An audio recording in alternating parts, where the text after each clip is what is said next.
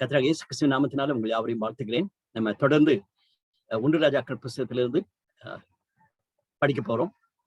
இப்பொழுது நம்முடைய மத்தியில் இருக்கிற சகோதரி ஜெபா சென்னையில ஜாயின் பண்ணியிருக்காங்க. அவங்கள ஜெபத்தில் நடத்தும்படி கேட்டிருக்கிறேன். இந்த நாளிலும் நம்ம தமிழகத்தினுடைய எலெக்ஷனுக்காக ஜெபித்திருக்கிறோம். நம்மளுடைய பாட்டை செஞ்சிருக்கிறோம். ஆண்டவர் அவருடைய சித்தமான மக்களை எழுப்பவும், நம்முடைய தமிழகத்திற்கு ஒரு சேமத்தை கட்டளையிடவும், அதன் நிமித்தமாக இந்திய தேசத்திற்கு ஒரு பெரிய ஆசீர்வாதத்தை தரத்தக்கதாக நான் ஜெபிக்கிறோம். நம்ம தொடர்ந்து ஜெபித்துதான் வருகிறோம். இன்னைக்கு காலையில் என்னுடைய குவாய்ட் டைம்ல ரொம்ப ஆச்சரியமா இருந்துச்சு. சங்கீதம் 82 தான் என்னுடைய காலையில குவாய்ட் டைமுக்காக மெடிடேஷன் வச்சிருந்தேன். அதை பார்க்கும்பொழுது ரொம்ப ஆச்சரியமா இருந்துச்சு. அதாவது ஆண்டவர் எழுப்பக்கூடிய தலைவர்கள் குறித்து, அவங்க ஏழை ஒடுக்கப்பட்ட மக்கள் மேல கருணையோடு இருக்க வேண்டியவங்க ஆண்டவர் கிருபையாக அப்படி எழுப்ப வேண்டும் என்ற ஒரு சத்தியத்தை நீ காலையில் வாசிக்கும் பொழுது that's my prayer for Tamil Nadu. நம்ம எல்லாருமே சேர்ந்து நம்ம அதை ஜெபிப்போம். சகோதரி ஜெபா நம்மளுடைய தமிழகத்திற்காகவும் மற்ற 4 இடங்களில் நடக்கிற எலெக்ஷன்ஸ்க்காகவும் இந்திய தேசத்திற்காகவும் நம்ம ஜெபிக்க கடமைப்பட்டிருக்கோம் இந்த நாளில. அதோடு கூட இன்னைக்கு நம்ம படிக்க போற வேத பகுதியை தேவன் ஆசீர்வாதத்துக்காக சகோதரி ஜெபா நம்மளை ஜெபத்தை நடத்துவாங்க.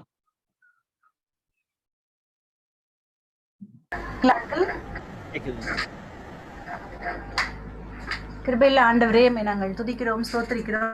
நீர் கொடுத்ததான் இந்த மாலை வேலைக்காக உமக்கு நன்றி செலுத்துகிறோம். எங்கே நாமத்தினாலே 2-3 பேர் கூடியிருக்கிறீர்களோ அவர்கள் நடுவே வாசமா இருக்கிறேன்னு சொன்ன தேவன் எங்கள் மத்தியில பிரச்சனரா இருக்கிறீங்க. அதற்காக உமக்கு நன்றி செலுத்துகிறோம்.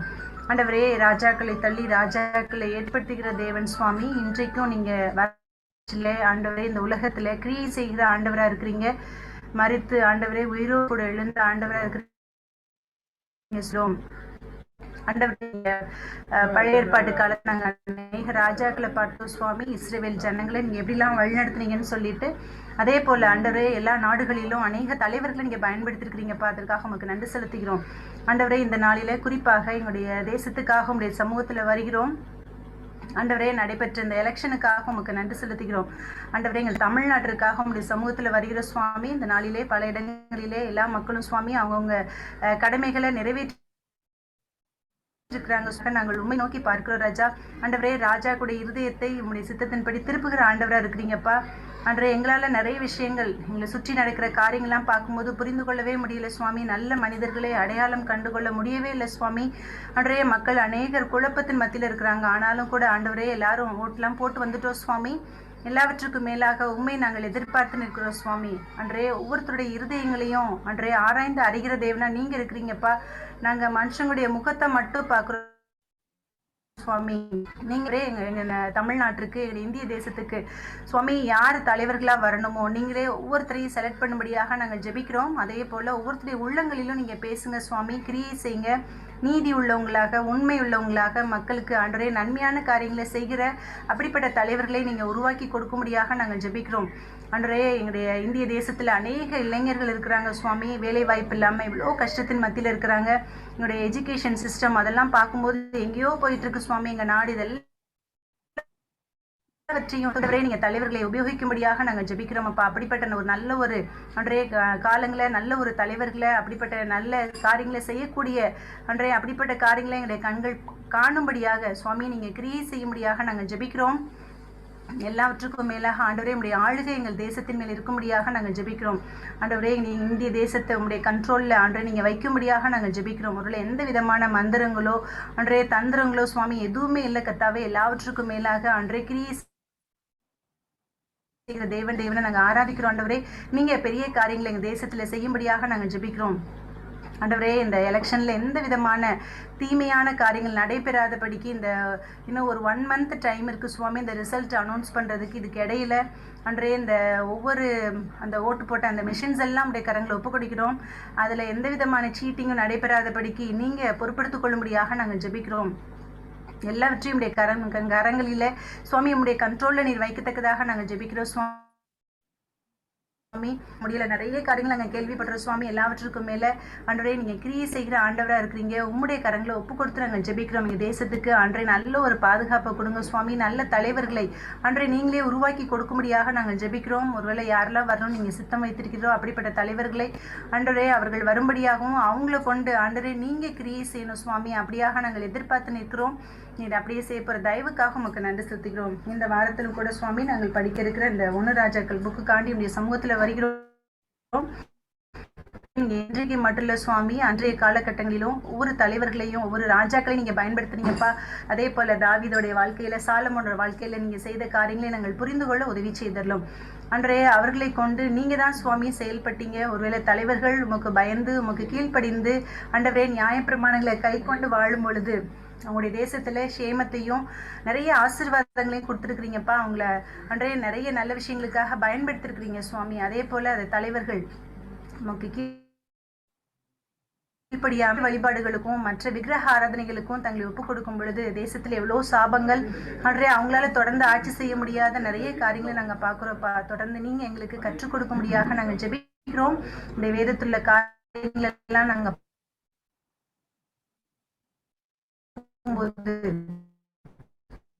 வரலாற்றில்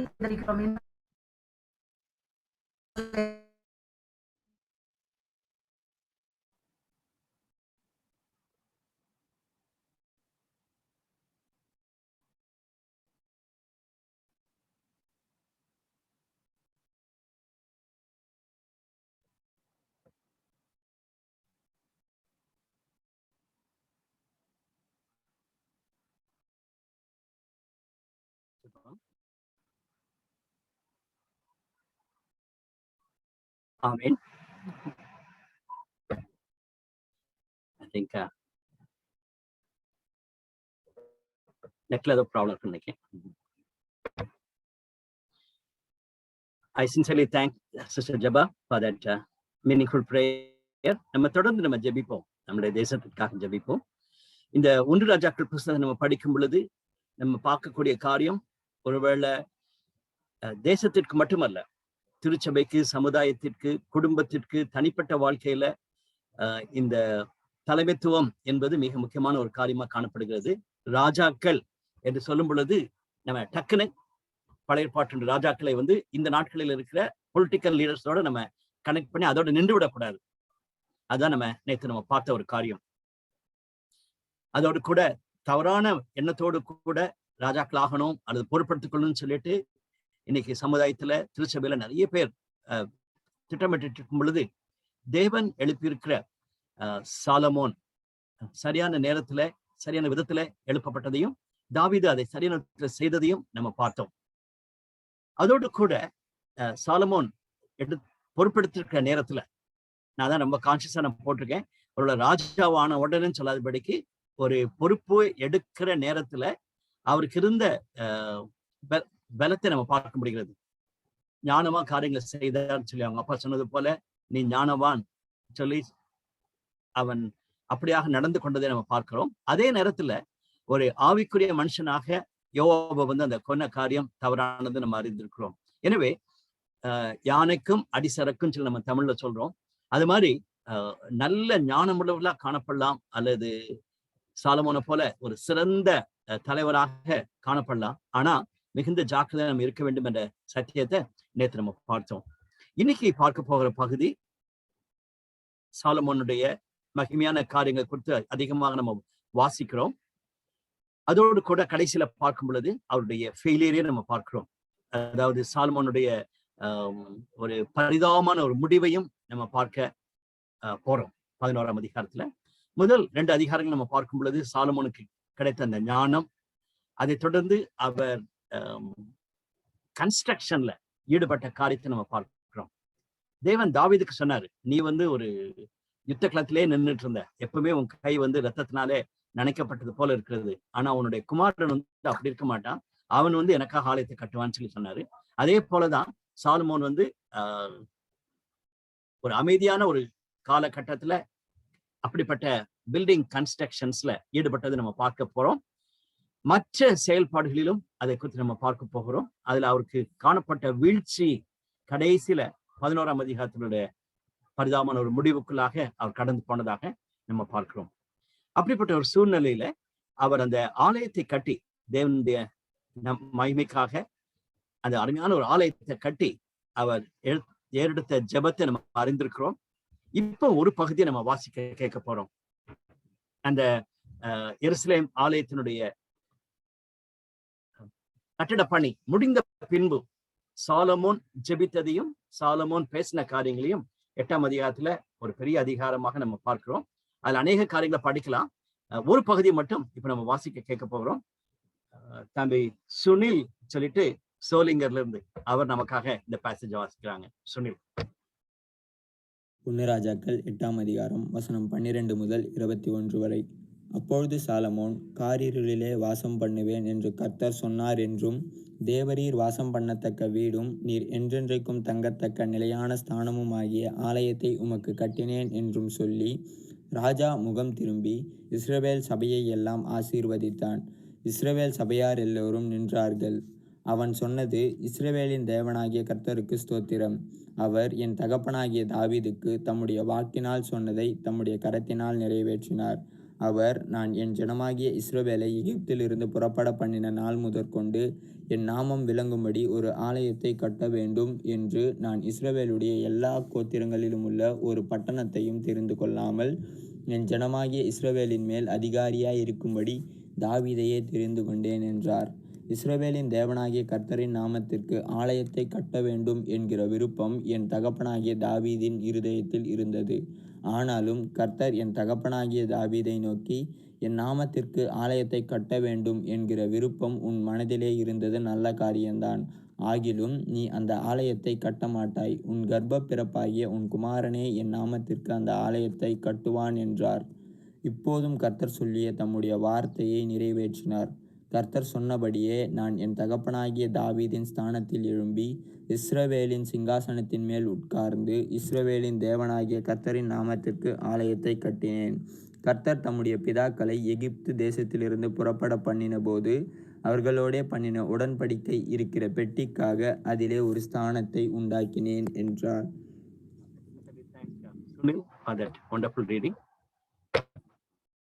ஒன்று நம்ம 3ஆம் அதிகாரத்துல இருந்து நம்ம பார்க்க வேண்டும்.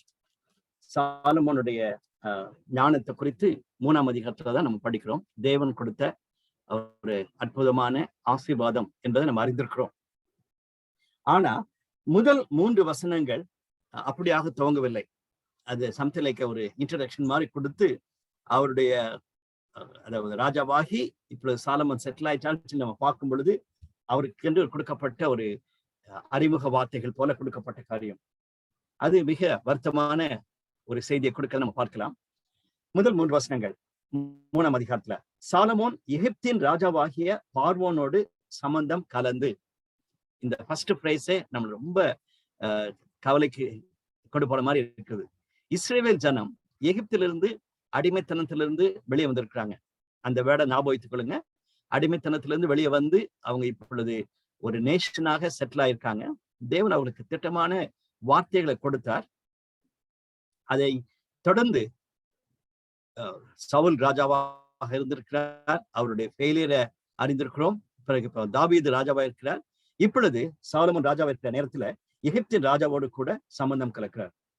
பார்வோனின் குமாரத்தியை விவாகம் பண்ணி தன்னுடைய அரண்மனையையும் கர்த்தருடைய ஆலயத்தையும் எருசலேமின் சுற்று மதிலையும் கட்டி தீரு மட்டும் அவன் அவளை தாவீதின் நகரத்திலே கொண்டு வந்து வைத்தான். அந்நாட்கள் மட்டும் கர்த்தருடைய நாமத்திற்கு ஒரு ஆலயம் கட்டப்படாதிருந்ததால் ஜனங்கள் மேடைகளிலே பலியிட்டு வந்தார்கள். சாலமோன் கர்த்தரிடத்தில் அன்பு கூர்ந்து தன் தகப்பனாகிய கர்த்தரின் கட்டளைகளில் நடந்தான். ஆனாலும் அவன் மேடைகளிலே பலியிட்டு தூபம் காட்டி வந்தான். இது அவரை குறித்து ஒரு அறிமுக வார்த்தைகளாக கொடுக்கப்பட்டிருக்கிறது. அதுல 2 காரியம் முக்கியமா பார்க்கிறோம். அவருடைய திருமண உறவுல வந்து அவர் தவறு செய்திருக்கார் என்று நம்ம பார்க்க முடிகிறது. அதோடு கூட இந்த பலி இட்டாங்கன்னு சொல்லி பார்க்கும் பொழுது நம்ம பார்க்கறது போல லோக்கல் லெவல்ல நிறைய பலி காரியங்கள் இருக்கும். நம்ம பழைய ஏற்பாட்டுல பலியிட்டாங்க, மேடையிலே பலியிட்டாங்க சொல்லியும் உயரமான இடங்கள்ல பலியிட்டாங்கன்னு சொல்லி நம்ம படிக்க போகிறோம். அதை வந்து 2 பிரிவா பிரிச்சு பார்க்கணும். ஒண்ணு வந்து இப்போ லோக்கல் லெவல்ல இருக்கக்கூடிய வர்ஷிப் பிளேசஸ், அது வந்து it is more of mixture, அது மாதிரி இருக்கக்கூடியது. ஆனா மற்ற ராஜாக்கள் செய்த காரியங்கள் துணிகரமாக அதாவது மற்ற தெய்வங்களை ஆராதிக்கிற பலி செலுத்தக்கூடிய இடங்களிலே அவங்க போய் செலுத்திருக்கிறாங்க. தட் மீன்ஸ் இவங்க போய் பரியாற்றத்தை பிடிக்கும் பொழுது நிறைய பெரிய பெரிய பலிபீடங்கள் இருந்திருக்கும். அதுல வந்து விக்கிரங்களுக்கு பலி செலுத்திட்டு இருப்பாங்க. இவங்க போன பிறகு அதே இடத்த ஆண்டவருக்காக பலி செலுத்த போறோம்னு சொல்லி மாத்திருப்பாங்க. அதை நம்ம மனசுல வச்சுக்கொள்வோம். காரணம், மற்ற ராஜாக்களை பார்க்கும் பொழுது அதெல்லாம் அவங்க இடிச்சு போட்டாங்க நம்ம பார்ப்போம். அதன் அர்த்தம் என்னவென்றால், பழைய பலிபீடத்துல பழைய தெய்வங்களுக்காக கொண்டாடினவங்களை வந்து நம்ம இது பண்ண வேண்டியதில்லை, அங்க செய்யக்கூடாதுன்னு சொல்லிட்டு அவ்வளோத்தையும் இடித்து போட்டு விட்டு அவங்க புதிதான விதத்துல தேவனை ஆராதித்தாங்கன்னு நம்ம பார்க்கலாம். பட் சாலமோன் அப்பொழுதிருந்தே ஒரு குறைவுள்ளவராகவே காணப்பட்டதாக நம்ம பார்க்க முடிகிறது. 4ஆம் வசனத்திலிருந்து 15ஆம் வசனம் வரைக்கும் இருக்கும் பொழுது கர்த்தர் சாலமோன்லே ராத்திரியிலே சொப்பனத்திலே தரிசனமானான்னு சொல்லி பார்க்கிறோம். It's not direct talk. தேவன் வந்து சாலமோனோடு நேரடியாக பேசினதா நம்ம பார்க்கல, சொப்பனத்தின் மூலமாக பேசினதாக நம்ம பார்க்கலாம்.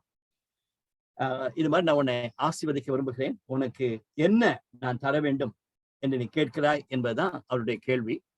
அப்பொழுது அவன் ஞானமாக அந்த விண்ணப்பத்திற்கு பதில் கொடுத்தான் சொல்லி நம்ம பார்க்கிறோம். 11ஆம் வசனத்துல, ஆகையினால் தேவன் அவனை நோக்கி, நீ உனக்கு நீடித்த நாட்களை கேளாமலும் ஐஸ்வர்யத்தை கேளாமலும் உன் சத்துருக்களின் பிராணனை கேளாமலும் நீ இந்த காரியத்தை கேட்டு நியாயம் விசாரிக்கிறதுக்கு ஏற்ற ஞானத்தை உனக்கு வேண்டிக் கொண்டபடியினால் உன் வார்த்தையின்படி செய்தேன். ஞானமும் உணர்வுள்ள இருதயத்தை உனக்கு தந்தேன். இதிலே உனக்கு சரியானவன் உனக்கு முன் இருந்ததும் இல்லை, உனக்கு சரியானவன் உனக்கு பின் எழுந்ததும் இல்லை. இது ஒன்றின்னு சொல்லிட்டு தேவன் அவனுக்கு ஐஸ்வர்யத்தையும் மகிமையும் அவர் கொடுத்தான்னு நம்ம பார்க்கலாம். 15ஆம் வசனத்துல, சாலமோனுக்கு நித்திரை தெளிந்த பொழுது இது சொப்பனம் என்று அறிந்தான். அவன் எருசலேமுக்கு வந்து கர்த்தருடைய உடன்படிக்கை பெட்டிக்கு முன்பாக நின்று சர்வாங்க தகனங்களை இட்டு சமாதான பலிகளை செலுத்தி தன் ஊழியக்காரர் எல்லாருக்கும் விருந்து செய்தான். Though it was a dream, he was 100% sure that God has revealed. தேவன் அவருக்கு முழு ஆசீர்வாதத்தை கொடுத்திருக்கிறார் என்ற உறுதியோடு கூட அவன் புறப்பட்டு போய் தேவனுக்கு பலி செலுத்தி தன்னுடைய ஊழியக்காரர்களுக்கெல்லாம் ஒரு பெரிய விருந்து செய்தான் சொல்லி நம்ம பார்க்கலாம். அதற்கு பின்பாக இருக்கிற பகுதி நம்ம பார்க்கும் பொழுது 28ஆம் வசனம் வரைக்கும் இருக்கிற பகுதியில அந்த ஞானம் எவ்வளவாய் உடனடியாக வெளிப்பட்டதை நம்ம பார்க்க முடிகிறது.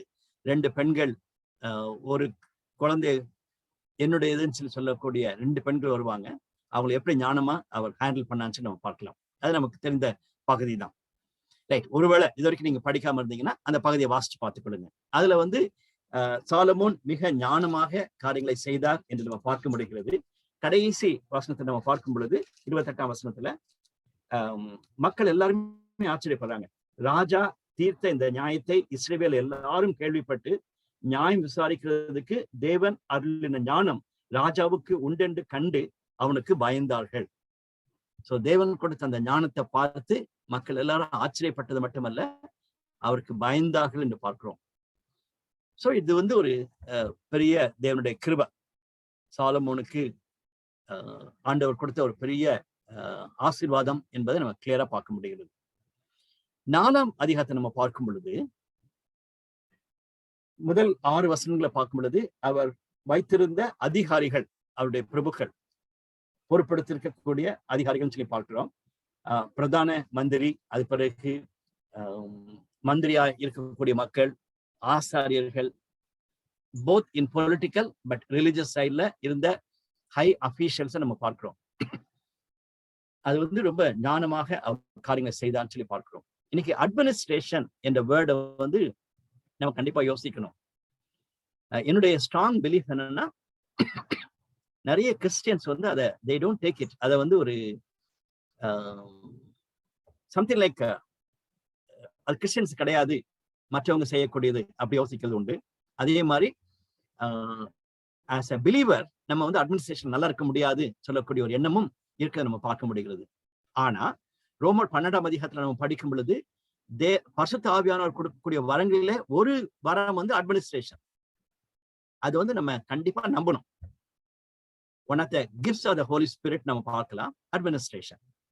ஸோ இன்னைக்கு பிஷப்ஸோ அல்லது மற்ற ஆவிக்குரிய தலைவர்கள் மட்டுமல்ல, ஆர்கனைசேஷன்ஸ் தலைவர்களும் அவங்களுக்கு அட்மினிஸ்ட்ரேஷன் வந்து if it is not the cup of tea, அல்லது அவங்களுக்கு அட்மினிஸ்ட்ரேஷன் வந்து எங்களுக்கு அழைப்பு இல்லைன்னு சொல்லி சொன்னாங்கன்னா, அப்படிப்பட்ட பொறுப்பை எடுக்காம இருக்கிறது நல்லது. எங்களுக்கு அதுதான் ஆண்டவர் கொடுத்த ஒரு அழைப்பு இல்லாதபடிக்கு இருக்குமானால். பட் அதே நேரத்துல எல்லா கமிட்டி மெம்பர்ஸும், எல்லா பொறுப்பெடுக்கக்கூடிய மக்களும், அவங்க பாஸ்டர்ஸா இருக்கலாம் அல்லது ஊழியக்காரங்களா இருக்கலாம், ஒரு பார்ட் ஆஃப் அட்மினிஸ்ட்ரேஷன் இருக்கதான் செய்யும். One way or other they have to involve in administration. அப்பொழுது அவங்க ஞானமா காரியங்களை செய்யணும். நம்மளுடைய ஸ்கில் அல்லது நம்மளுடைய டேலண்ட், நம்மளுடைய கிஃப்ட் அட்மினிஸ்ட்ரேஷன் இல்லாம இருக்கலாம். ஆனாலும் கண்டிப்பாகவே அட்மினிஸ்ட்ரேஷனுக்கு வந்து தேவனுடைய கிருபையும், தேவனுடைய ஞானம், தேவனுடைய பலன் நமக்கு தேவை என்பதை உணர்ந்து காரியத்தை செய்ய வேண்டும். ஆனால் இந்த 4ஆம் அதிகாரத்தில் நம்ம பார்க்கும் பொழுது சாலமோன் தேவன் அவர் கொடுத்த ஒரு பெரிய ஞானத்தை வைத்து மிக அருமையான விதத்துல எல்லாவற்றையும் அட்மினிஸ்ட்ரேட்டிவ் காரியங்களை செய்து முடித்தார் என்று பார்க்கலாம். இன்னொரு விதத்தில் நான் பார்க்கிறேன், நம்மளுடைய ஊழியத்திலும் நம்மளுடைய சர்ச்சிலையும் அப்படிப்பட்ட நல்ல அட்மினிஸ்ட்ரேட்டிவ் கெப்பாசிட்டி உள்ள மக்கள் இருப்பாங்கன்னா அவங்களை நம்ம அப்ரிஷியேட் பண்ணணும். அவங்களுக்காக நம்ம ஜெபிக்கணும், அவங்களை வந்து உற்சாகப்படுத்தணும், அவங்களுக்கு வந்து தேவன் கொடுத்திருக்கிற ஞானம் என்று நம்ம அக்னாலேஜ் பண்ணணும். அப்படி பண்ணும் பொழுது அட்மினிஸ்ட்ரேஷன் கொடுக்கிறவங்க வந்து மிகுந்த சந்தோஷத்தோடு கூட தேவனுடைய பணியை செய்கிறோம்னு சொல்லிட்டு செய்யக்கூடும். 2வது பகுதியா 7ஆம் வசனத்திலிருந்து 19ஆம் வசனம் வரைக்கும் பார்க்கும் பொழுது 12 இடங்களாக பிரித்து அதுக்கு ஏற்ற மக்களை உருவாக்கினா சொல்லி பார்க்கணும். இதெல்லாமே அட்மினிஸ்ட்ரேஷன்ல பார்ட் ஆஃப் இட். ஞானமாக பிரித்து காரியங்களை பொறுப்பெடுக்கிறது. இதே நேரத்துல நான் இன்னொரு பாயிண்ட் நான் கண்டிப்பா சொல்லி ஆகணும். அட்மினிஸ்ட்ரேஷனுக்கும் மேனேஜ்மெண்ட்டுக்கும் there is a difference. Administration and management are different. Management சொல்றது வந்து கொடுக்கப்பட்ட காரியத்தை செய்வது வந்து மேனேஜ். ரொம்ப அந்த வேர்டே நமக்கு சொல்லுகிறது. நம்ம மேனேஜ் பண்ணோம்னா we are a manager. But அட்மினிஸ்ட்ரேட்டர்னு சொல்றது வந்து மேனேஜரை செய்ய வைக்கிறவர் அட்மினிஸ்ட்ரேட்டர். ரொம்ப சிம்பிளா நம்ம சொல்ல போனா அப்படிதான் சொல்லணும். இன்னைக்கு நிறைய அட்மினிஸ்ட்ரேட்டர்ஸ் வந்து மேனேஜர்ஸா மாறிடுறாங்க. அதிலும் மேனேஜர்ஸா கூட இருக்க மாட்டாங்க, அதோட கீழே போயிருவாங்க. அக்கௌண்டன்டாக, பிறகு மேனேஜருக்கு கீழே இருக்கிற அசிஸ்டன்ட்ஸ் போலவங்க எல்லாம் இன்னைக்கு அட்மினிஸ்ட்ரேட்டர்ஸ் இருக்கிறாங்க. அது சர்ச்சிலையும் பார்க்கிறோம், ஆர்கனைசேஷன்லையும் பார்க்கிறோம். அதுக்கு நான் என்ன வார்த்தை சொல்லுவேன்னா, ஓவர் என்தூசியாஸ்டம் அல்லது ஓவர் கன்சர்ன். இந்த அக்கௌண்டன்ட் வந்து ஒழுங்கா செய்ய மாட்டான்னு சொல்லிட்டு அட்மினிஸ்ட்ரேட்டர் உட்காந்து அக்கௌண்ட்ஸ் எல்லாம் எழுதிட்டு இருப்பாரு, அக்கௌண்ட்ஸ் எல்லாம் பார்த்துக்கிட்டு இருப்பாரு.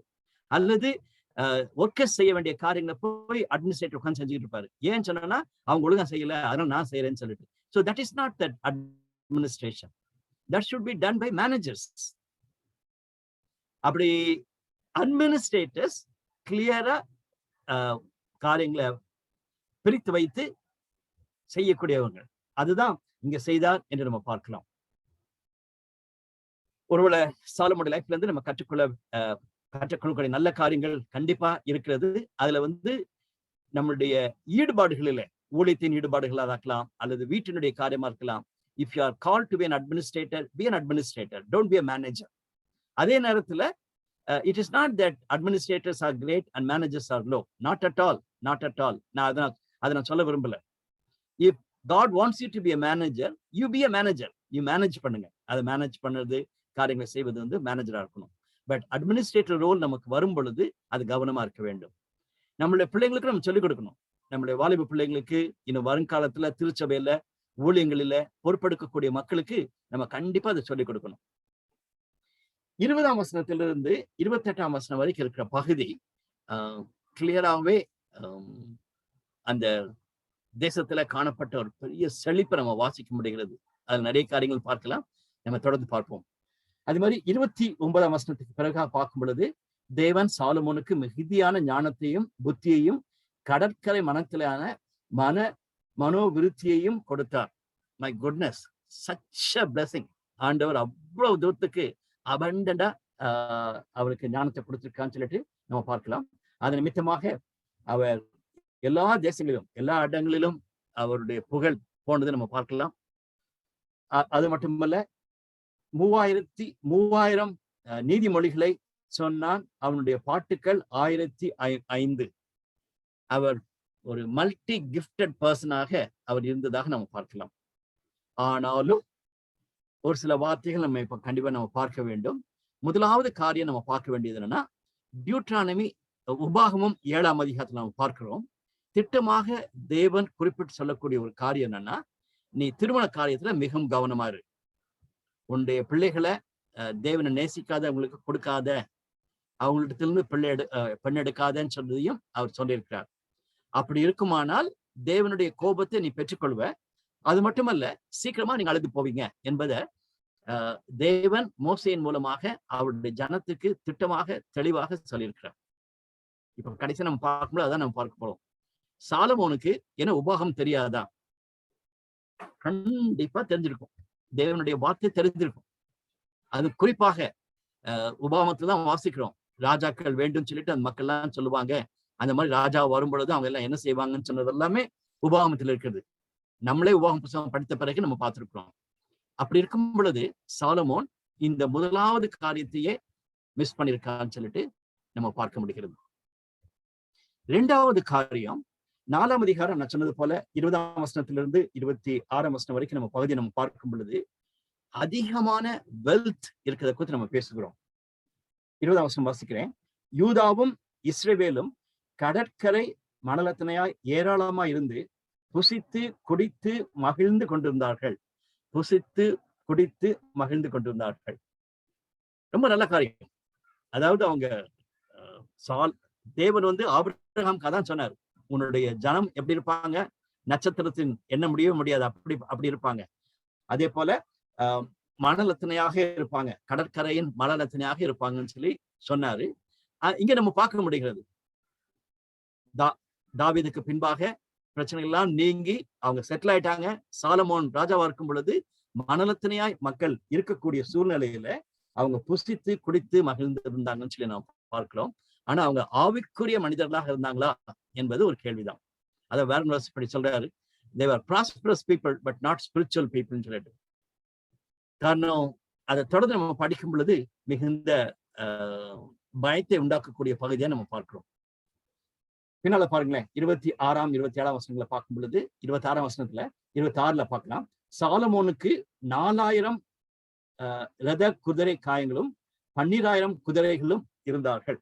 குதிரை வீரரும் இருந்தார்கள். 12000 குதிரை வீரர்களும் 4000 குதிரைகளும் இருந்துச்சுன்னு சொல்லிட்டு அதுக்கு முன்னால பார்க்கும் பொழுது அநேக காரியங்கள் அவற்றில காணப்பட்டதுன்னு சொல்லி நம்ம பார்க்கலாம். இப்போ நம்ம கண்டிப்பாகவே இந்த வசனத்தை வாசிக்கணும். உபாகமம் 17ஆம் அதிகாரத்தை பார்க்கும் பொழுது எப்படி நம்ம உபாகமம் 7ஆம் அதிகாரத்துல திருமணத்தை குறித்து போடப்பட்டதோ அதே காரியத்தை மறுபடியும் தேவன் குறிப்பிட்டு சொல்லுகிறார். அதோடு கூட இந்த காரியத்தையும் குறிப்பிட்டு வாசிக்க முடிகிறது. உபாகமம் 17ஆம் அதிகாரம் 16, 17 வாசிக்கிறேன். அதுக்கு முன்னாலே வாசிக்கலாம்னு நினைக்கிறேன். 14ல இருந்து வாசிக்கிறேன். உங்கள் தேவனாகிய கர்த்தர் உனக்கு கொடுக்கும் தேசத்தில் நீ போய் சேர்ந்து அதை சுதந்திரித்துக் கொண்டு அதில் குடி ஏறின பின் நீ என்னை சுற்றிலும் இருக்கிற சகல ஜாதிகளை போல நானும் எனக்கு ஒரு ராஜாவை ஏற்படுத்த வேண்டும் என்பாயானால் உன் தேவனாகிய கர்த்தர் தெரிந்து கொள்ளுவனையே உனக்கு ராஜாவாக வைக்க கடவாய். இப்போ சாலமோன் வந்து தேவன் தெரிந்து கொண்ட ஒரு ராஜாவாக வைத்திருக்காங்க. உன் சகோதரர்கள் இருக்கிறவனே ஒருவனையே உன் ராஜாவாக ஏற்படுத்த கடவாய். உன் சகோதரன் அல்லாத அந்நியனை ராஜாவாக ஏற்படுத்தக்கூடாது. 16ஆம் வசனத்துல அவன் அநேக குதிரைகளை சம்பாதித்தாலும் அநேக குதிரைகளை அவனுக்கு சம்பாதிக்கும்படிக்கு ஜனங்களை திரும்ப எகிப்துக்கு போக பண்ணாலும் இருக்க கடவன். Very clear about horses. ஏன்னு சொன்னா அன்னைக்கு ஹார்சஸ் சொல்லும் பொழுது எகிப்துக்கு தான் ரொம்ப ஃபேமஸ். இவங்க ஹார்சஸ் வேணும்னு சொன்னா they have to go to Egypt. அதனாலதான் 3ஆம் அதிகாரம் 1ஆம் வசனத்திலே வாசிக்கிறோம், எகிப்தினுடைய ராஜாவாகிய பார்வோனுடைய மகளை கல்யாணம் பண்ணா நோ வண்டர் அவருக்கு கிடைக்க போற டவுரி எல்லாம் ஹார்சஸ் தான். இன்னைக்கு அதுதான பரிதாபம். திருமணத்துல வந்து மக்கள் டவுரிக்காக, பணத்திற்காக, புகழுக்காக, பதவிக்காக எக்ஸாக்டா அதான் செஞ்சிருக்காங்க. ஆண்டவர் கரெக்டா அதை தான் சொல்றாரு, நீ குதிரையை வந்து நீ பார்க்காத, குதிரை பார்த்தனா நீ கண்டிப்பா எகிப்துக்கு தான் திரும்ப போவேன்னு சொல்லிட்டு இனி அந்த வழியாய் நீங்கள் திரும்பி போக வேண்டாம். மை காட், பார்வோனை பார்க்காத, எகிப்துக்கு திரும்பி போகாத, நீ அந்த வழியாய் திரும்பி போக வேண்டாம் என்று கர்த்தர் உங்களுக்கு சொல்லியிருக்கிறாரே. அவன் இருதயம் பின்வாங்கி போகாதபடி அவன் அநேகம் ஸ்திரீகளை படைக்க வேண்டாம், வெள்ளியும் பொன்னும் தனக்கு மிகுதியாய் பெருக பண்ணவும் வேண்டாம். Very clear. அப்படின்னா இந்த வெல்த் இதை குறித்து நம்ம யோசிக்கும் பொழுது மிகுந்த ஜாக்கிரதையா இருக்கணும். அப்படின்னா ரிச் பீப்புளே இருக்க முடியாதா? அதனாலதான் சீஷர்கள் போய் ஏசாமிட்ட பேசும்போது சொன்னாங்க, அவனை பணக்காரங்களுக்கு வந்து பரலோக ராஜ்யத்துக்கு இடமே இல்லையான்னு சொல்லிட்டு தான் கேட்கிறாங்க. ஆனா ஆண்டவர் சொல்றாரு, ஒரு ஊசியின் காதுல ஒட்டகம் கூட போயிடலாம், பட் பணக்காரன் வந்து போக முடியாதபடிக்கு தேவனுடைய ராஜ்யத்தை சேர்க்க மாட்டான்னு சொல்லிட்டு. இதெல்லாம் நமக்கு புதிய ஏற்பாட்டுல படிச்சிருக்கிறோம், நமக்கும் தெரியுது. ஆனா வெல்த் என்று சொல்லும் பொழுது இட்ஸ் எ ரிலேட்டிவ் வேர்ட்.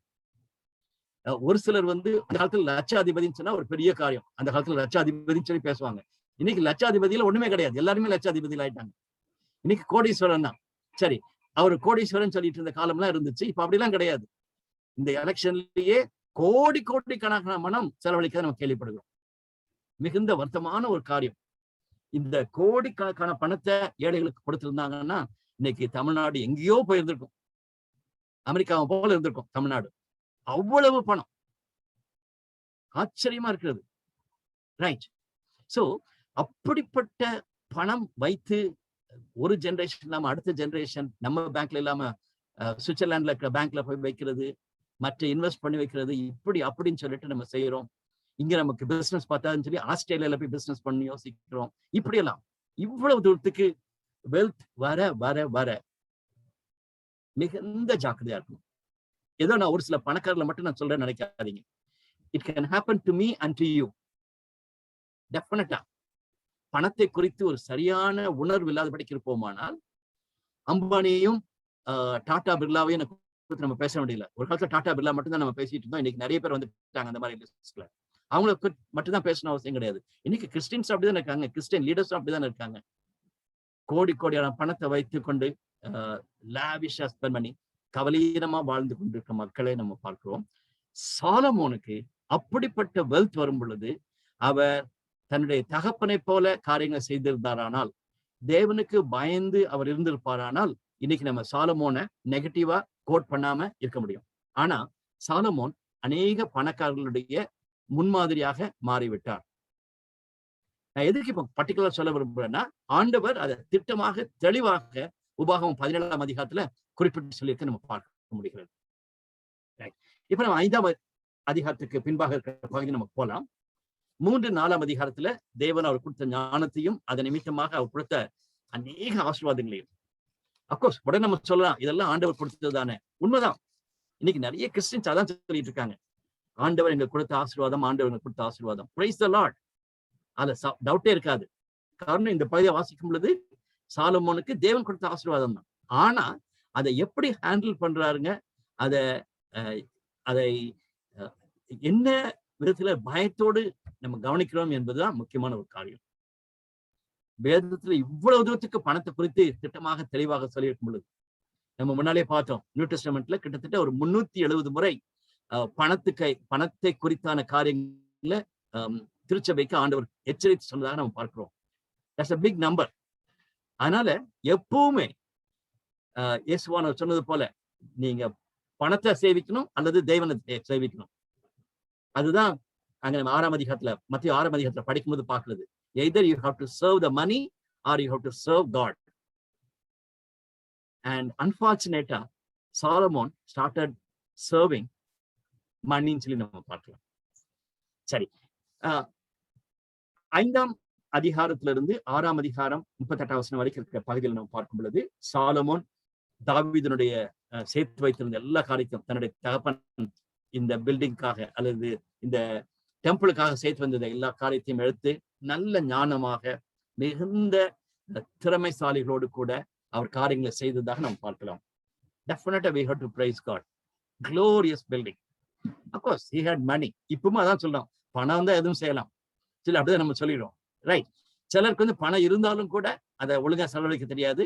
ஒரு சிலர் ரொம்ப பரிதாபமா கட்டி முடிக்கிறது நான் பார்த்திருக்கேன், நம்ம பார்த்திருக்கோம்.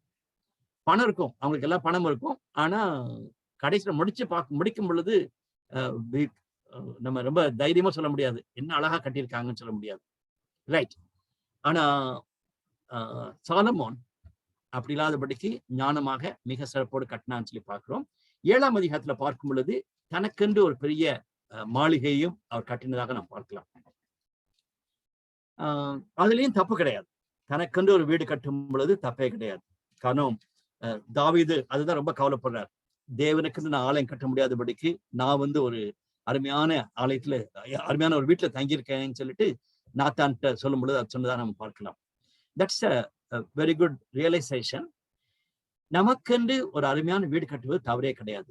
ஆனால் அது நம்ம முன்னால பார்த்தது போல அது மற்றவர்களுக்கு ஆசீர்வாதமாகவும் தேவனுடைய நாமத்துக்கு மகிமையா இல்லாதபடிக்கு நம்மளுடைய கம்ஃபர்ட்டுக்காக இருக்குமானால் ஒரு பெரிய கேள்விக்குறிதான். So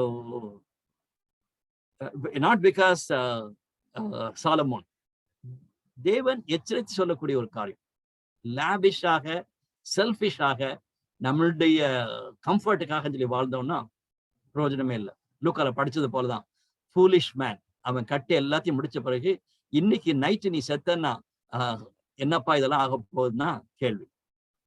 நிறைய பேர் அதை யோசிக்காதபடிக்கு வாழ்ந்து கொண்டிருக்காங்கன்னு சொல்லி பார்க்கலாம். தொடர்ந்து 7ஆம் அதிகாரத்தினுடைய பின்பகுதியில அவர் அந்த ஆலயத்தை கட்டி முடித்த காரியங்களை நம்ம பார்க்கிறோம். 8ஆம் அதிகாரத்திலிருந்து 9ஆம் அதிகாரம் கடைசி வரைக்கும் 9ஆம் வசனத்து வரைக்கும் நம்ம பார்க்கும் பொழுது அந்த ஆலயத்தை டெடிகேட் பண்ணது. அதான் நம்ம முன்னாலே சொன்னேன், 8ஆம் அதிகாரம் மிக முக்கியமான ஒரு இடமா காணப்படுகிறது. மற்றதெல்லாம் நான் ஸ்கிப் பண்றேன். இது எல்லாமே மோர் ஆஃப் கன்ஸ்ட்ரக்ஷன்ஸ். நீங்க சிவில் இன்ஜினியரிங் பேக்ரவுண்ட் இருந்தீங்கன்னா அல்லது கன்ஸ்ட்ரக்ஷன்ல ரொம்ப இன்ட்ரெஸ்ட் இருந்தீங்கன்னா இந்த பேசேஜை நீங்க கண்டிப்பா படிச்சே ஆகணும், கண்டிப்பா படிக்கணும். காரணம் that is also a gift. I really praise God. Even இன்னைக்கு ஈவினிங் கூட ஜேம்ஸ் நான் பேசிட்டு இருந்தேன் 2 சிவில் இன்ஜினியர்ஸ் பற்றி. We thank God for civil engineers. And நம்மளுடைய மத்தியில இருந்து அருமையான ஞானம் படைத்த ஆர்கிடெக்ட்ஸ், இன்டீரியர் டெக்கரேஷன் பண்ணக்கூடியவங்க, அதே மாதிரி சிவில் இன்ஜினியர்ஸ், பிளானர்ஸ் வரணும், கண்டிப்பா வரணும். சாலமோனுக்கு தேவன் கொடுத்த அந்த ஞானத்தை போல கொடுக்கணும். நம்முடைய பைபிள் ஸ்டடியில இருக்கக்கூடிய ஒரு சிலர் அப்படிப்பட்ட பணியில இருக்கிறாங்க. எப்படி அட்மினிஸ்ட்ரேஷன் ஒரு கிஃப்டோ அதே மாதிரி கன்ஸ்ட்ரக்ஷன் ஒரு கிஃப்ட் தான். And you have to do your best for the glory of God. தேவனுடைய நாமத்தின் மகிமைக்காக கட்டிடங்களை கட்டணும். அதே போல மற்றவங்களுடைய பயனுக்காக இருக்க வேண்டும். அண்ட் எப்பொழுதுமே ஒருவேளை எனக்கு ஒரு பெரிய பெயர் வேணும்னு சொல்றதுக்காகவோ அப்படி செய்யாதபடிக்கு அல்லது மற்றவங்களோட காம்ப்ரமைஸ் பண்ணி செய்யாதபடிக்கு கவனமா கன்ஸ்ட்ரக்ட் பண்றது மிக மிக அவசியம். அதனால நான் கன்ஸ்ட்ரக்ஷன் பற்றி நிறைய பேசலாம், பட் நமக்கு நேரம் இல்லாதனால பேசல. பட் ஒரே ஒரு பாயிண்ட் மட்டும் நான் சொல்லி முடிக்கணும். எவ்வளவு தூரத்துக்கு அழகா இருக்கிறதுன்னு சொல்றது ஒரு பக்கம், பட் எவ்வளவு தூரத்துக்கு தரமா இருக்கிறது என்பதையும் நம்ம பார்க்க வேண்டும். சில மாதங்களுக்கு முன்பாக, ஐ திங்க் ஆல்மோஸ்ட் 1 இயருக்கு முன்னால ஒரு வாட்ஸ்அப் பிக்சரை பார்த்தேன். சுனாமியின் காலத்துல அந்த ஹோல் வில்லேஜும் அடிபட்டு போயிடும். ஆனா ஒரே ஒரு பில்டிங் மட்டும் அப்படியே நிற்கும், எந்த விதமான ஒரு அசையும் உண்டாக்கல. காரணம், அதை கன்ஸ்ட்ரக்ட் பண்ணவர் இது மாதிரி சுனாமி எர்த்குவேக் வந்துச்சுன்னா அதை தாங்கக்கூடிய அளவுக்கு கட்ட வேண்டுமோ அது ஞானமா செஞ்சிருக்கிறார். மற்ற எல்லா சிவில் இன்ஜினியர்ஸும் சரி, ஆர்கிடெக்டும் சரி, இன்டீரியர் டெக்கரேஷன்ஸ் எல்லாம் பண்ணவங்க எல்லாருக்குமே வெளியே தான் அவங்களுக்கு முக்கியம். எவ்வளவு தூரத்துக்கு பேர் வாங்க முடியும், எவ்வளவு அழகா செய்ய முடியும்னு சொல்லிட்டு எவ்வளவு தூரத்துக்கு தரமா கட்டியிருக்கோம்னு சொல்லி பார்க்காம போயிட்டாங்க. அதுவும் யோசிக்க வேண்டிய ஒரு காரியம். சரி, இப்ப நம்ம டெம்பிள் ஆஃப் காடுக்கு போயிடுவோம். அதுல 8ஆம் அதிகாரத்தை நம்ம பார்க்கும் பொழுது அருமையான ஒரு ஆலயத்தை, அது நம்ம கடைசி வரைக்கும் வாசிச்சுட்டு இருக்கோம். வேதாகமத்தினுடைய நியூ டெஸ்டமெண்ட்லயும் அதை பற்றி நம்ம பேசுகிறோம். பாபிலோனியர் அதை அடிச்சுட்டு போன இந்த டெம்பிள் தான் அது. எவ்வளவு குளோரியஸ் டெம்பிள் நம்ம பார்க்கிறோம். முதல் 13 வசனங்களில அதனுடைய குளோரிய பற்றி நம்ம பார்க்கிறோம். மிக மகிமையுள்ளதாக இருக்கிறது. சோ இதை நம்ம போறதுக்கு முன்னாக ஒரு வார்த்தை சொல்ல விரும்புகிறேன். It is not about our churches. இன்னைக்கு ஒரு சில கிறிஸ்டியன்ஸ், எஸ்பெஷலி தமிழ்நாட்டுல நம்ம பார்க்கும் பொழுது they think of church அது மாதிரி ஒரு குளோரியஸா இருக்கணும்னு சொல்லிட்டு திங்க் பண்ணி அவங்களுக்கு வர்ற பணத்தை எல்லாமே 99% பணத்தை வந்து தங்களுடைய சர்ச்சுக்காக செலவழிக்கிறாங்க. ஒரே 1% மட்டும் மற்ற ஊழியத்துக்காக கொடுத்துருவோம்னு சொல்லிட்டு அது ஏதோ கொடுக்கணுமே சொல்றதுக்காக கொடுக்கறத நம்ம பார்க்கலாம். அல்லது நிறைய சர்ச்சஸ்ல வந்து 95% ஃபார் தம், ஒன்லி 5% ஃபார் அதர்ஸ்ன்னு சொல்லிட்டு இருக்கிறத நம்ம பார்க்கலாம். அது வந்து ஒரு மிக வருத்தமான ஒரு காரியம். அதனால இந்த பேசேஜை படிக்கும் பொழுது அப்படிப்பட்ட சர்ச்சஸை குறித்து நம்ம யோசிக்க கூடாது. பட் அதே நேரத்துல நான் பல மிஷன் ஃபீல்டுக்கு போயிருக்கும் பொழுது, அதாவது ட்ரைபல் கான்டெக்ட்ல இருக்கிற திருச்சபைகளுக்கு போயிருக்கும் பொழுது, அங்க இருக்கிற நம்மளுடைய சகோதர சகோதரிகள் மிஷனரிமார் சொல்லிக் கொடுக்கிற காரியம் மிக அருமையான ஒரு காரியம். உன் வீட்டை விட உன் சர்ச் நல்லா இருக்கணும். நானும் எத்தனையோ ட்ரைபல் குரூப்ஸ் வில்லேஜஸ் போயிருக்கேன். ஐ கேன் கான்ஃபிடென்ட்லி சே அவங்களுடைய ஒரு சாதாரண வீட்டோட தங்களுடைய ஆராதிக்கிற இடம் வந்து பெட்டரா இருக்கும். Nothing wrong in that. அதுல வந்து they have to be proud of it. எங்க வீடு கம்ஃபர்ட் குறைஞ்சா இருந்தாலும் பரவாயில்ல, சர்ச் வந்து நல்லா இருக்கும். So my brothers and sisters, have a right attitude. Don't go to the extremes. நான் வந்து சர்ச்சுக்கு ஒரு முக்கியத்துவம் கொடுக்கிறது கிடையாது, அதனால ரொம்ப பரிதாபமா வச்சிருப்பேன்னு சொல்றது தப்பான ஒரு காரியம். அதே பக்கத்துல நம்ம சாலமோனை போல் நானும் ஒரு பெரிய சர்ச்சை கட்ட போறேன்னு சொல்லிட்டு லாவிஷா ஸ்பெண்ட் பண்றதும் தப்பான ஒரு காரியம். ரைட். இந்த 13 வசனத்துல பார்க்கும் பொழுது அதனுடைய மகிமை, குளோரியஸ், அதை நம்ம பார்க்க முடிகிறது. 14ஆம் வசனத்துக்கு பின்பாக ராஜா முகம் திரும்பி இஸ்ரவேல் சபையார் எல்லாரையும் ஆசீர்வதித்தான். இஸ்ரவேல் சபையார் எல்லாரும் நின்றார்கள் சொல்லி நம்ம பார்க்கிறோம். அங்க வந்து இப்ப நம்ம வாசிக்க கேட்ட இந்த பகுதியும் சேர்ந்து வருகிறது.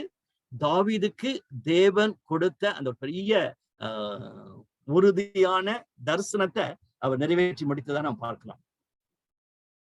தாவீதுக்கு அப்படிப்பட்ட ஒரு பாரத்தை தேவன் கொடுத்தார். அப்போ தேவனே கிளியரா சொல்லியிருக்கார், உன்னுடைய டைம்ல நீ கட்ட மாட்டேன்னு சொல்லிட்டு.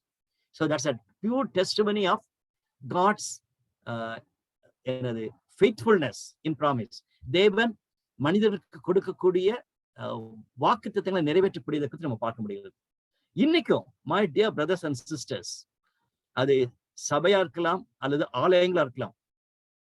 நான் முன்னாலே ஒரு பைபிள் ஸ்டடியில சொல்லியிருக்கேன், தமிழ் லாங்குவேஜ் அதுல வந்து அருமையாக இந்த 2 வார்த்தைகள் கொடுக்கப்பட்டிருக்குது.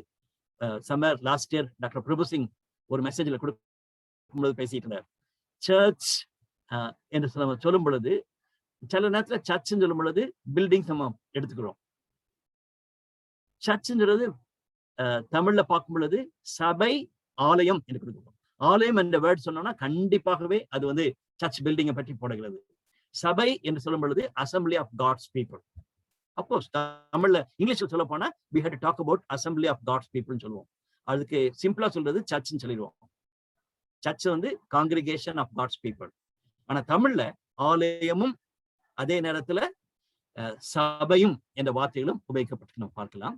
தேவன் அப்படிப்பட்ட தரிசனத்தை இந்த காலகட்டத்துல திருச்சபைக்கு செய்து கொண்டு வருகிறார் என்று நம்ம பார்க்க முடியும். அதன் பின்பு ஒரு பெரிய பகுதி 22ஆம் வசனத்திலிருந்து நம்ம வாசிக்கக்கூடியது. பின்பு சாலமோன் கர்த்தருடைய பலிபீடத்துக்கு முன்னே கர்த்தருடைய சபையார் எல்லாருக்கும் எதிராக நின்று வானத்துக்கு நேராய் தன் கைகளை விரித்து சொல்லி வாசிக்கிறோம். இஸ்ரவேலின் தேவனாகிய கர்த்தாவேன்னு சொல்லிட்டு ஒரு பெரிய ஜெபத்தை ஏறெடுக்கிறத நம்ம பார்க்க முடிகிறது. 54ஆம் வசனத்துல சாலமோன் கர்த்தரை நோக்கி இந்த ஜெபத்தையும் வேண்டுதலையும் எல்லாம் செய்து முடித்த பின் அவன் கர்த்தருடைய பலிபீடத்துக்கு முன்பாக தன் கைகளை வானத்துக்கு நேராக விரித்து முழங்கால் பட்டிருந்ததை விட்டு எழுந்து நின்று கொண்டு இஸ்ரவேல் சபையார் எல்லாரையும் ஆசீர்வதித்து உரத்த சத்தமாய் சொன்னதுன்னு சொல்லி போட்டிருக்கிறது. அதனால 22ஆம் வசனத்திலிருந்து 54ஆம் வசனம் வரைக்கும் நம்ம பார்க்கிற காரியம் என்னன்னா, he was in prayer and the posture was very powerful. இங்க நம்ம பார்க்கிறோம் முழங்கால் போட்டிருந்தான்னு சொல்லி நம்ம பார்க்கலாம். தேவனுடைய சந்நிதியில முழங்கால் போட்டு தன்னுடைய கைகளை உயர்த்திருந்தான்னு சொல்லிட்டு. So pastor are important. ஆனா இன்னைக்கு பாஸ்டர்னால மட்டும் நம்ம ஆண்டவரை ப்ளீஸ் பண்ணிட முடியாது. அது ஆராதனை நேரத்தில் நம்ம யோசிக்க வேண்டிய ஒரு காரியம். அதே மாதிரி அவருடைய ஜெபத்துல பல காரியங்களை குறிப்பிட்டு சொல்வதாக நம்ம பார்க்கலாம். அதுல ஒரு பகுதி நான் பிராக்கெட்ல போட்டிருக்கிறேன். 41ஆம் வசனத்துக்கு பின்பாக இருக்கிற பகுதியை வாசிக்கிறேன். உம்முடைய ஜனமாகிய இஸ்ரவேல் ஜாதி இல்லாத அந்நிய ஜாதியார் உம்முடைய மகத்துவமான நாமத்தையும் உமது பலத்த கரத்தையும் உமது ஓங்கிய புயத்தையும் கேள்விப்படுவார்களே. அப்படி கொத்த அந்நிய புத்திரனும் உமது நாமத்தின் நிமித்தம் தூர தேசத்திலிருந்து வந்து இந்த ஆலயத்தில் நேராக விண்ணப்பம் பண்ணினால் உமது வாசஸ்தலமாகிய பரலோகத்தில் இருக்கிற தேவரீர் அதை கேட்டு பூமியின் ஜனங்கள் எல்லாரும் உம்முடைய ஜனமாகிய இஸ்ரவேலை போல உமக்கு பயப்படும்படிக்கும் நான் கட்டின இந்த ஆலயத்துக்கு உம்முடைய நாமம் தரிக்கப்பட்டது என்பதை அறியும்படிக்கும் உம்முடைய நாமத்தை அறியத்தக்கதாக அந்த அந்நிய ஜாதியான் உம்மை நோக்கி வேண்டிக் கொள்வதன்படியெல்லாம் தேவரீர் செய்வீராக. அதுதான் கடைசியில சொல்லும் பொழுதும் 60 வசனத்திலையும் அவர் குறிப்பிட்டு சொல்லுகிறார், கர்த்தரே தேவன், வேறு ஒருவரும் இல்லை என்பதை பூமியின் ஜனங்கள் எல்லாரும் அறியும்படியாக. தமிழ்ல 59 வசனத்தில் இருக்கிறது, பூமியின் ஜனங்கள் எல்லாரும் அறியத்தக்கதாக கர்த்தரே தேவன் என்பதை இந்த ஆலயம் நிரூபித்து காட்டுகிறது. That is very important. தேவனுடைய ஜனம் போய் ஜெபித்து ஆசீர்வாதத்தை பெற்றுக்கொள்ளணும். அதே நேரத்துல மற்ற தேவனை அறியாதபடிக்கு இருக்கிற மக்கள் வந்து ஜெபிக்கும் பொழுது பதில் பெற்றுக்கிறது மட்டுமல்ல, தேவனை அறிந்து கொள்ள வேண்டும். எங்க சர்ச்ல எங்க பாஸ்டர் அடிக்கடி அனௌன்ஸ் பண்ணுவாரு, நம்மளுடைய சர்ச் கவர்மெண்ட் ஹாஸ்பிட்டல் பக்கத்துல இருக்கிறதுனால நிறைய பேர், அதே மாதிரி கலெக்டர் ஆபீஸ் பக்கத்துல அண்ட் கவர்மெண்ட் ஹாஸ்பிட்டலுக்கு பக்கத்துல, ஆனா இந்த சர்ச்சுக்குள்ள கேம்பஸ்ல நிறைய பேர் ஜோம் பண்ணிட்டு போறாங்க. அதனால காலையில 8 மணில இருந்து உங்களை யாராவது வந்து இங்க இருந்து கவுன்சில் பண்ணதுக்கு முடிஞ்சுச்சுன்னா அந்த மாதிரி மக்களோட சேர்ந்து ஜோம் பண்ணி அவங்களுக்கு ஆலோசனை கொடுக்கவும் அவங்களை என்கரேஜ் பண்ணத்தக்கதாக இருக்குமானால் அது ஊழியமாக எடுத்துக்கொண்டு வாருங்கள்னு சொல்லுவார். ஐ பிரைஸ் காட். காரணம், அந்த காலத்துல மிஷனரிமார் அந்த அப்படிப்பட்ட ஒரு ஸ்ட்ராட்டஜிக் பிளேஸ்ல அந்த ஆலயத்தை கட்டி வைத்திருக்கிறார். இன்னைக்கும் நிறைய சர்ச்சஸ் அப்படி நம்ம பார்க்கிறோம், வெரி ஸ்ட்ராட்டஜிக் பிளேஸ்ல இருக்காங்க. அப்போ நேச்சுரலா பீப்புள் வில் கம், தங்களுடைய தெய்வங்களை கும்பிட்டு இருப்பாங்க. பட் ஆனாலும் ஒருவேளை ஆண்டவர் கிருபையா, இந்த இயேசுவானவர் ஏதாவது கிருபையா ஏதாவது செய்ய மாட்டாரான்னு சொல்லிட்டு எதிர்பார்ப்போடு கூட வருவாங்க. வந்து வேண்டுதல் செய்யும் பொழுது அவங்களுக்கு ஆலோசனை சொல்லவும் அவங்களை என்கரேஜ் பண்ணவும், that is a big mission என்பதை அறிந்திருக்கிறோம். கடைசியாக ஒரு ஆசீர்வதிக்கப்பட்ட ஒரு இடமா இருக்குதுன்னு நம்ம பார்க்கலாம். இதுதான் இந்த ஆலயத்தினுடைய மகிமையை குறித்து நம்ம பேசும் பொழுது நம்மளுடைய கண்ணோட்டமும் அப்படியாக இருக்க வேண்டும். அது ஆலயமா இருக்கலாம், அதோடு கூட நம்மளுடைய சபையாக இருக்கலாம், நம்ம கூடக்கூடிய சபையா இருக்கலாம், ஒரு ஊழியத்தின் பகுதியா இருக்கலாம். சொல்ல வேண்டும் என்றால், ஒரு EU குரூப் மீட் பண்ணாங்கன்னா, அவங்க ஒரு பிரேசல் மீட் பண்ணிட்டு இருந்தாங்கன்னா, I would call it as a assembly of God's people. நாங்கெல்லாம் ஸ்டூடெண்ட்ஸா இருக்கும் பொழுது விருதுநகர் EUல ஒரு தனி பில்டிங்கே உண்டு, ஹவுசிங் யூனிட்ல 96 சொல்லிட்டு. அதாவது நிறைய ஹவுசிங் யூனிட் வீடுங்க இருந்துச்சு. அதுல 96 வீடு யாரோ ஒரு EGF மெம்பர் எடுத்து அதை ப்ரேயர் ஹாலா வச்சிருந்தாங்க. நாங்க இருக்கிற வரைக்கும் அது ஒரு பிரச்சனையே இல்லை. நாங்க போய், so that is almost like alter, a prayer house for the students. நம்மளுடைய ஒரு சில கிராஜுவேஷனுடைய வீடு, ஒரு சில drawing room, that is like that. So இந்த பிளேஸ் சொல்லும் பொழுது ஒரு பெரிய பில்டிங்கை மட்டும் நம்ம நினைக்காதபடிக்கு எல்லா விதத்திலும் நம்ம நினைப்பது அவசியம் என்பதை நான் சொல்ல விரும்புகிறேன். அதே போல இந்த 8ஆம் அதிகாரத்துல இருதயம் என்ற வேர்ட் 5 முறையில வித்தியாசமான கண்ணோட்டத்தோடு கூட சாலமோன் உபயோகிக்கிறார். தன்னுடைய இருதயத்தை குறித்து உணரக்கூடியவங்க, தேவன் நம்முடைய இருதயத்தை அறிந்திருக்கிறார், தேவன் நம்முடைய இருதயத்தை மாற்றுகிறார், அதோடு கூட தேவன் நல்ல இதயத்தை நமக்கு தரவார். நம்முடைய 61ஆம் வசனத்துல பார்க்கும் பொழுது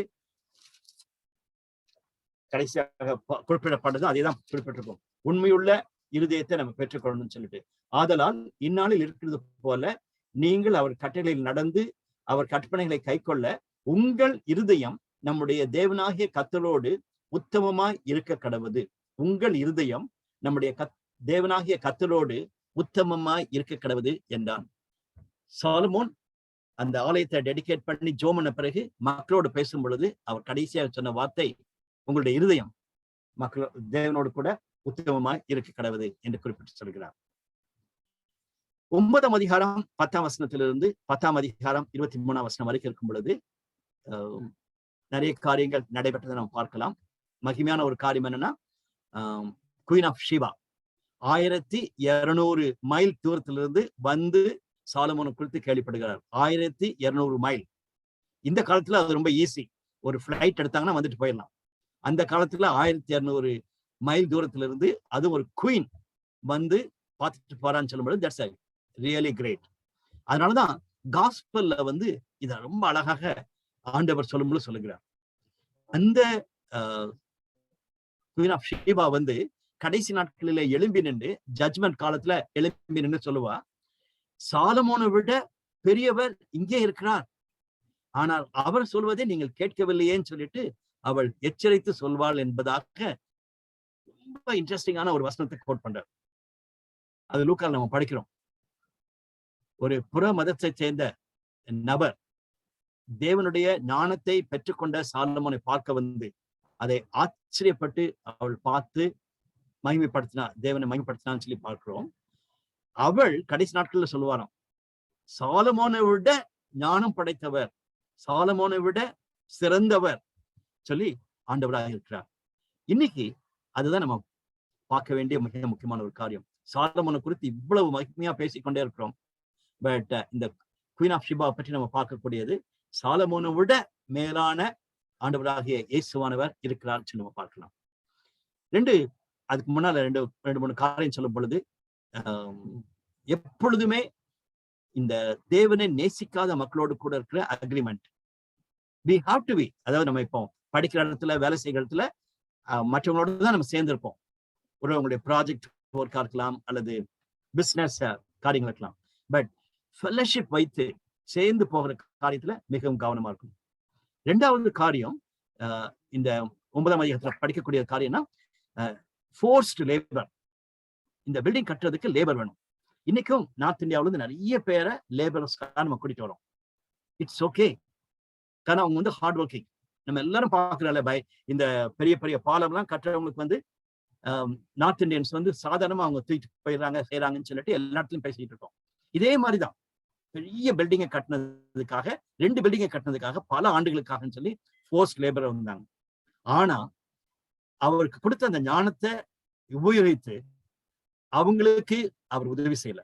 அதனாலதான் அவருடைய காலம் முடிந்த பின்பு இந்த மக்கள் தான் அந்த ராஜாவுக்கு எதிராக போயிட்டாங்கன்னு சொல்லி பார்க்கிறோம். சோ இதுல இருந்து கற்றுக்கொள்ள வேண்டிய ஒரு காரியம் என்னன்னா, நமக்கு உதவி செய்யக்கூடிய மக்கள் இருக்கலாம். அது வந்து ஒரு ஆபீஸ்ல வேலை செய்யறவங்க இருக்கலாம், வீட்டுல இருக்கலாம், நம்மளுடைய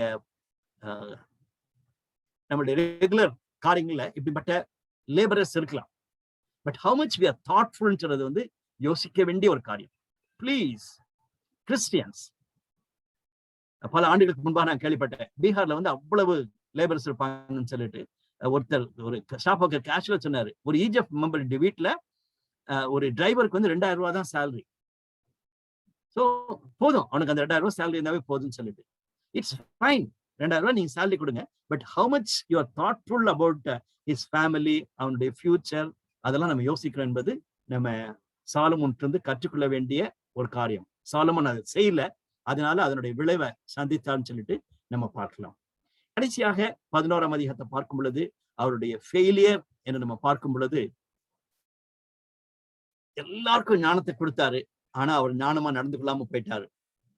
இவ்வளவு 700 மனைவிகளையும் 300 மர்மநாட்டிகளும் 1000 பேருக்கு வந்து கணவனா இருக்கிறது ஒரு மடத்தனமான ஒரு காரியத்தை, அது எல்லாமே it is not that he became a husband for 1000 people just because of political reasons தான். ஒரு குரூப் ஆஃப் பீப்புளை போய் எடுத்துட்டு வந்த பிறகு அங்கிருந்து ஒரு பெண்ணை கூட்டிட்டு வந்து தன்னுடைய மனைவியை வைத்துக் கொள்வார். இதே மாதிரி இருந்த காரியம் தான். அது வந்து சாலமோன் ஞானமாக செய்திருக்கலாம். அதனால நம்ம படித்தது போல நெகேமியாவே சொல்லுகிறார், சாலமோன் நமக்கு ஒரு பேட் எக்ஸாம்பிள் சொல்லிட்டு. தென் ப்ராவர்ப்ஸ் 4:23 இவர் தான் எழுதியிருக்கார், உன் இருதயத்தை எல்லா கவனத்தோடும் காத்துக்கொள்ளுன்னு சொல்லிட்டு. ஆனா தன்னுடைய இதயத்தை அவர் காத்துக்கொள்ளன்னு சொல்லி நம்ம பார்க்கலாம். அதே மாதிரி இந்த ஞானமுள்ள மனுஷன் கண்டிப்பா சரித்திரம் படிச்சிருப்பார். இந்த 5 ஆகமங்களையும் வேதாகமத்தை படித்திருக்கிறார். ஆனா அவருடைய வாழ்க்கையில இந்த உபாகமம் 7ஆம் அதிகாரத்தையோ 17ஆம் அதிகாரத்தையோ சீரியஸா எடுக்காம போயிட்டார். நமக்கு அது ஒரு பெரிய எச்சரிப்பு. நம்ம எல்லாருக்கும் போதிக்கலாம், நம்ம எல்லாரும் அறிந்திருக்கலாம், ஆனா அதுபடி வாழுகிறோமா என்பதுதான் மிக யோசிக்க வேண்டிய ஒரு காரியம். இதன் நிமித்தமாக தேவனுடைய கோபம் அவர் மேல் வந்ததை நம்ம பார்க்கலாம். அதோடு கூட அதனுடைய கான்சிக்வன்சஸையும் அவர் ஃபேஸ் பண்ணதை நம்ம 11ஆம் அதிகாரத்துல வாசிக்கிறோம். கடைசியில மரிக்கும் பொழுது அவர் ஒரு ஷேம்ஃபுல் பர்சனாக தான் மரித்தார் என்று பார்க்கிறோம். ஒரு குளோரியஸ் பர்சனாக மரிக்கல, ஒரு ஷேம்ஃபுல் பர்சனாக மரித்தார் என்று பார்க்கிறோம். அண்ட் கேட்க வேண்டிய ஒரு கேள்வி, எனக்கு உனக்கு இன்னைக்கு தேவன் வந்து உனக்கு என்ன வேணும்னு சொல்லி ஆண்டவர் கேட்டார்னா நம்ம என்ன சொல்ல போறோம்? ஒருவேளை நம்ம சாலமோனை போல பைத்தியக்காரத்தனமாக வாழாம இருக்கலாம். பட் இன்னைக்கு நம்ம யோசிக்க வேண்டிய ஒரு காரியம், எந்த ஒரு பகுதியில நான் வீக்கா இருக்கிறேன், அது வந்து தேவனுடைய நாமத்தை தூஷிக்கிறதாக அது என்னுடைய வருங்காலத்தை குறைஞ்சிக்கிட்டே இருக்கிற மாதிரி இருந்துச்சுன்னா better we have to confess. It could be money, it could be sex, it could be pride, anything for that matter. We have to be very careful. ஜெபிக்கலாம். அன்பின் ஆண்டவரே, உம்முடைய பாத்திலே எங்களை தாழ்த்துக்கிறோம். சாலமோனுடைய மகிமையை குறித்து நாங்கள் பேசுகிறோம். அதே நேரத்துல சாலமோனுடைய முட்டாள்தனமான வாழ்க்கையை குறித்து நாங்கள் பேசுகிறோம் ஆண்டவரே. ஆனாலும் எங்களுக்கு கொடுத்திருக்கிற இந்த நல்ல செய்திக்காக ஸ்தோத்திரம். சாலமோனோட பெரியவர் எங்களுடைய ஆண்டவராக இருக்கிறீர். அதை நாங்கள் உணர்ந்தவர்களாக இயேசு கிறிஸ்துவுக்குள்ளாக இருக்கிற அந்த பலத்தையும் இயேசு கிறிஸ்துவுக்குள்ளாக இருக்கிற ஞானத்தையும் நாங்கள் பெற்றவர்களாக நாங்களும் வாழ்ந்து விட எங்களுக்கு உதவி செய்யும். தொடர்ந்து இந்த 1 ராஜாக்கள் புத்தகத்தை நாங்கள் படிக்கும் பொழுது தேவன் எங்களுக்கு இடைப்படுவீராக. உம்முடைய நாமத்தை ஆண்டவர் நாங்கள் தொடர்ந்து மகிமைப்படுத்தத்தக்கதாக எங்களுக்கு வாழவும் காரியங்களை செய்யவும் எனக்கும் எங்களுக்கு உதவி செய்யும். இயேசு கிறிஸ்துவை ஜெபிக்கிறோம் நல்ல பிதாவே, ஆமென்.